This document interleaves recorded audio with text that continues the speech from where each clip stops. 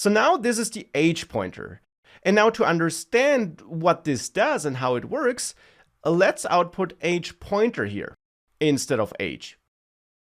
So here in this line, I'm no longer outputting age, but age pointer. And I'll comment out these two lines so that at the moment, nothing else is being output. If we do that, and we save this code and we run this application, you'll see something like this. And that is that address of that integer value. So that address where that number was stored. Now, of course, that address is not too useful here if you want to output it, but it will later be useful if we, for example, pass it to a function.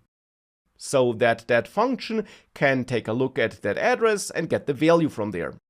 And then use that value without copying it, what I mentioned before on the slides.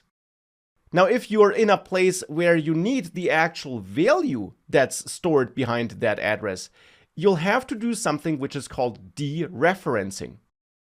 You have to add an asterisk in front of the pointer. So you use the ampersand in front of a normal variable if you want to get a pointer, so if you want to get the address of that value stored in that variable. And you use the asterisk symbol if you want to do the opposite, if you want to get the value behind a pointer, so the value that's stored under a certain address.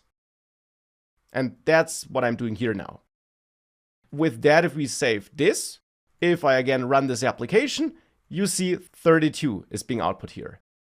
And that's coming from this line of code, because we're dereferencing this pointer here.